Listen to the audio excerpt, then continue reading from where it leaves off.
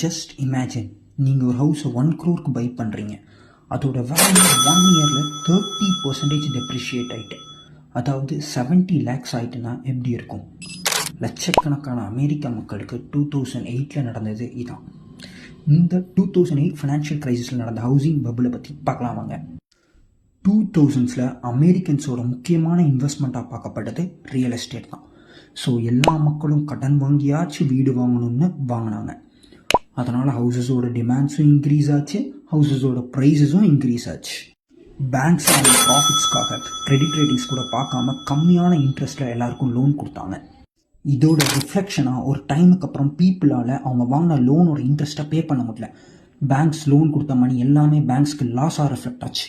But twist என்னன்னா, people அவங்க வாங்கின அசட்டோட கரெக்டான வேல்யூவே தெரியாமல் தான் வாங்கினாங்க. ஃபார் எக்ஸாம்பிள், 10 ரூபாய்க்கு இருக்கிற பொருளை 12 ரூபாய்க்கு வாங்கின மாதிரி தான் எல்லாரும் வாங்கினாங்க.